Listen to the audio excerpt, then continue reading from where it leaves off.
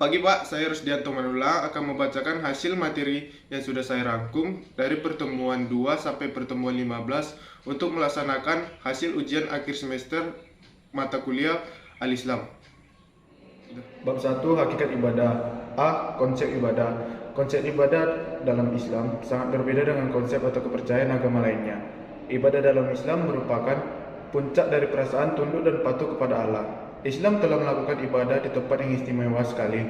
Al-Quran menjelaskan bahwa seluruh jin dan manusia diciptakan semata-mata hanya untuk tujuan ini. Ibadah juga merupakan tangga penyambung antara akhlak dan penciptanya. Secara garis besar, ibadah terbagi menjadi dua, yaitu ibadah madha atau khusus, yaitu apa yang telah ditetapkan Allah akan perincian-perincian tingkah dan cara-caranya tertentu.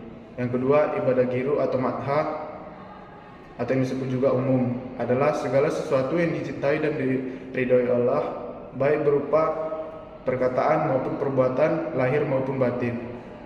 Islam mendorong manusia untuk beribadah kepada Allah dalam semua aspek kehidupan, dari aktivitas baik sebagai pribadi maupun dari masyarakat. Dalam Islam ada 3 fungsi ibadah, yaitu pertama, mewujudkan hubungan antara hamba dan Tuhannya. Yang kedua, mendidik mental dan menjadikan manusia ingat akan kewajibannya. Dan yang ketiga adalah melatih diri untuk berdisiplin.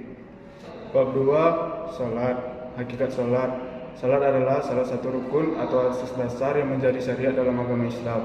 Secara kebahasaan, istilah salat berasal dari bahasa Arab, yaitu doa. Secara substansif, ibadah salat mempunyai tujuan untuk mendekatkan hamba dengan penciptanya. Hal tersebut terdapat tentang tujuan salat dalam Al-Quran.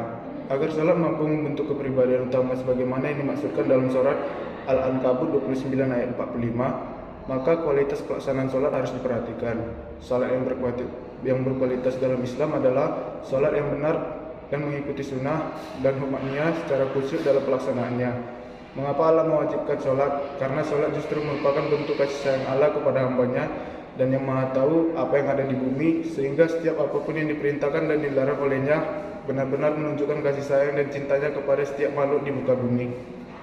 Bab 3. Ada puasa. Puasa yang disyaratkan bukanlah hanya sekedar menahan diri dari makan dan minum, namun hakikatnya puasa yang meliputi 2 dimensi, yaitu lahir dan batin. Macam-macam puasa. Yang pertama, puasa orang umum, yaitu menahan diri dari melakukan berbagai pembatalan puasa. Yang kedua, puasa orang khusus atau VIP, yaitu menahan pandangan, lisan, kaki, pendengaran, penglihatan dari semua anggota tubuh dari dosa-dosa. Yang ketiga, ada puasa super khusus atau VVIP, yaitu puasanya hati dari selera yang lebih rendah dan pikiran yang menjauhkan hatinya dari Allah.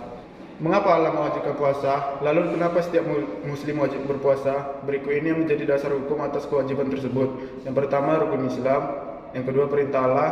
Yang ketiga, tolak ukur keimanan. Yang keempat, bulan penuh ampunan. Yang kelima, malam Lailatul Qadar. Yang keenam, pahala yang berlipat ganda. Yang ketujuh, dibukakan pintu surga. Yang kedelapan, dijauhkan dari neraka. Yang berikutnya, bulan penuh berkah. Yang berikutnya, membuat tubuh sehat. Yang berikutnya, lebih sabar dan menjauhkan diri dari maksiat. Tujuan dari fungsi puasa itu, puasa juga dapat difungsikan sebagai latihan mengendalikan syahwat, sebab syahwat sangat mudah dikendalikan dalam kondisi lapar. Hikmah puasa dalam beberapa kalangan ulama, yaitu pertama, menggapai derajat takwa. Yang kedua, hikmah dibalik meninggalkan syahwat dan kesenangan dunia. Yang ketiga, mulai beranjak jadi lebih baik. Yang keempat, kesempatan untuk saling berkasih sayang dengan orang miskin dan merasakan penderitaan mereka. Bab 4. Ada haji. Kata haji berasal dari bahasa Arab yang bermakna tujuan dan dapat dibaca dengan 2 lafaz, al-hajj dan al-hijj. Haji menurut istilah syar'i adalah memenuhi panggilan Allah untuk melaksanakan ibadah ke tanah suci pada waktu yang telah ditentukan. Ibadah haji telah ada sebelum diutusnya Nabi Muhammad. Ibadah ini diajarkan pertama kali oleh Nabi Ibrahim. Beliaulah yang pertama kali diperintahkan oleh Allah untuk menunaikannya. Haji dalam berbagai aspek. Yang pertama, mengikhlaskan seluruh ibadah. Yang kedua, mendapat ampunan dosa-dosa dan balasan jangai. Yang ketiga, menyambut seruan Nabi Ibrahim Makna spiritual haji bagi kehidupan sosial. Haji adalah samudra tak bertepi. Artinya, haji syarat dengan makna spiritual yang mendalam di balik spiritual simboliknya. Yang pertama, tawaf, yakni mengitari Ka'bah sebanyak 7 kali melawan arah jarum jam. Yang kedua, sa'i, yaitu berlari-lari kecil antara Bukit Safa dan Marwah. Yang ketiga, melontar jumroh, yaitu sebuah ibadah yang didasarkan kepada perilaku Nabi Ibrahim yang melempar setan ketika ia ingin menunaikan perintah Allah. Yang keempat, waktu di padang Arafah. Dalam Islam, di daerah ini dipertemukannya Nabi Adam dan Siti Hawa yang melakukan taubat kepada Allah sebagaimana firman-Nya dalam Al-Quran. Bab 5. Ibadah maliyah. Ibadah yang dilakukan dengan menggunakan harta benda. Misalnya haji, umroh, zakat, infak, sedekah, dan lain-lain. Ibadah maliyah dapat dibagi menjadi beberapa bentuk, yaitu haji dan umroh. Pengorbanan ini memerlukan biaya yang besar. Dalam ibadah haji dan umroh bergabung ibadah sholat. Akan tetapi nilai pengorbanan ini lebih rendah, yaitu kurban. Yang ketiga, ibadah maliyah yang berupa pengorbanan harta seperti zakat, infak, dan sedekah. Esensi ibadah maliyah. Yang A, membersihkan harta dari kotoran kebakilan, keserakahan, kekejaman, dan kezaliman terhadap kaum fakir miskin. Yang kedua, berfungsi ekonomi, membantu makanan bagi yang miskin atau memerlukan.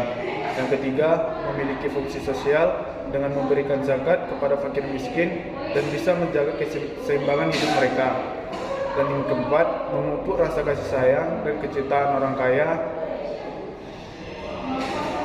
kepada yang tidak memiliki harta, sehingga terjalin perpaduan antara orang miskin dan orang kaya. Dan yang terakhir, mengikis segala bentuk kejahatan yang bisa terjadi dalam masyarakat akibat kesenjangan dan keadilan sosial. Bab 6. Ada akhlak. Akhlak secara etimologis berasal dari kata akhlak yang berarti budi pekerti, perangai, tingkah laku, dan tabiat. Budi artinya kesadaan atau batin, sedangkan dalam bahasa Indonesia berarti kelakuan. Menurut Kamus Besar Bahasa Indonesia pada tahun 1989, budi pekerti ialah tingkah laku, perangai, akhlak. Budi pekerti mengandung makna perilaku yang baik, bijaksana, dan manusiawi. Di dalam pencatatan itu tercermin sifat akan watak seseorang. Bab ke-7. Macam-macam akhlak. Akhlak kepada Allah jauh lebih penting kepada Sang Khalik atau akhlak kita kepada Allah. Para ulama menjelaskan bahwa berakhlak kepada Sang Khalik berputar pada 3 perkara, yaitu membenarkan berita yang datang demi Allah. Yang kedua, menerima hukum-hukum yang Allah tetapkan dan mengamalkannya. Yang ketiga, menerima takdir Allah dengan sabar dan ridho. Bab 8. Membangun keluarga sakinah, yaitu anjuran menikah atau cara memilih pasangan yang ideal, melakukan khitbah, bagaimana mendidik anak, sama memberikan jalan keluar jika terjadi kemelut dalam rumah tangga.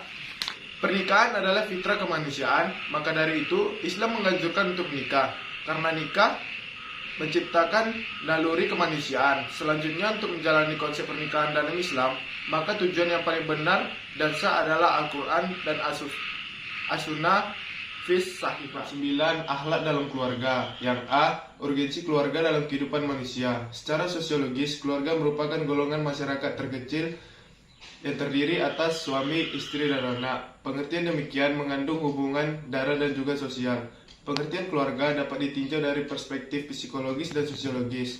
Secara fisiologis, keluarga adalah sekumpulan orang yang hidup bersama dalam tempat tinggal dan masing-masing anggota keluarga merasakan adanya persekutuan batin. Secara sosiologis, keluarga adalah satu persekutuan hidup yang dijalin oleh kasih sayang antara dua jenis manusia untuk saling menyempurnakan diri. Di bab 10 ada akhlak sosial. A. Pandangan Islam tentang kehidupan dunia. Menurut pandangan Islam, secara etimologi disebut juga insan, yang dalam bahasa Arab artinya disebut juga berasal dari kata akar, kata nasiyah yang berarti lupa. Dari kedua akar kata tersebut menyebutkan manusia, karena manusia memiliki sifat lupa dan jinak, dalam arti manusia selalu menyesuaikan diri dengan keadaan sekitarnya.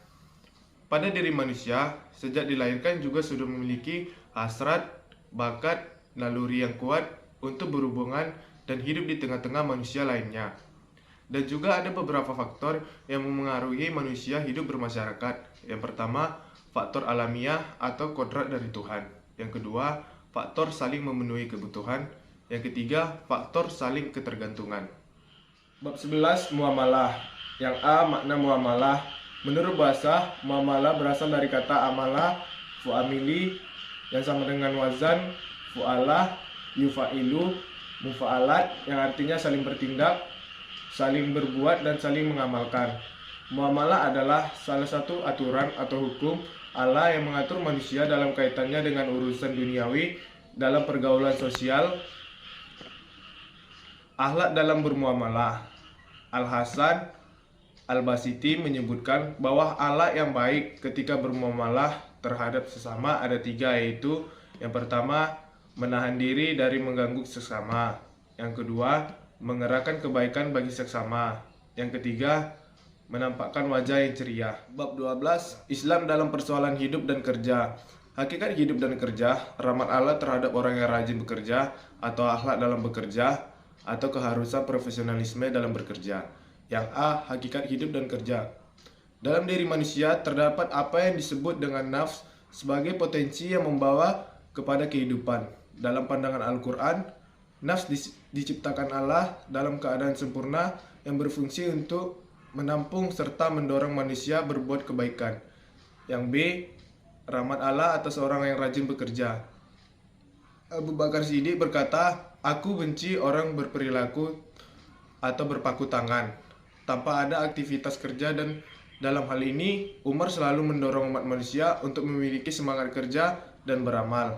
Yang C, akhlak dalam bekerja. Seorang muslim dalam bekerja selalu berhati-hati dan terbuka pikirannya kepada keindahan ciptaan Allah. Dia menyadari bahwa Allah yang mengontrol semua urusan dunia dan kehidupan manusia. Yang D, profesionalisme dalam bekerja. Profesionalisme berarti berkualitas mutu dan ahli dalam suatu bidang pekerja yang menjadi profesinya. Bab 12, Islam dalam masalah harta dan jabatan. Yang A, harta dan jabatan adalah amanah dan karunia Allah. Harta dan jabatan adalah amanah yang Allah titipkan juga kepada kita. Keduanya juga akan diminta oleh Allah pertanggungjawabannya di hari kemudian, baik terhadap cara mendapatkannya maupun cara mempergunakannya. Setelah dapat, dan di dalam sebuah hadis yang sahih disebutkan bahwa harta itu ditanya tentang dari mana ia mendapatkannya dan kemana ia membelanjakannya. Dengan demikian, sebagai seorang muslim yang taat, ia akan memperhatikan rambu-rambu agamanya, sehingga ia akan memilih antara yang halal dan yang haram. Maka dari itu, urusan akhirat maupun dunia, seseorang hendaknya bersemangat untuk mencari kecukupannya dengan tangannya sendiri, sehingga itulah sebaik-baiknya penghasilan yang mencukupkan kehidupan mereka masing-masing. Demikianlah hasil bacaan dari materi yang sudah saya rangkum dari pertemuan 2 sampai pertemuan 15 untuk melaksanakan ujian akhir semester pelajaran Al-Islam. Bila ada salah, saya mohon maaf. Sekian dan terima kasih.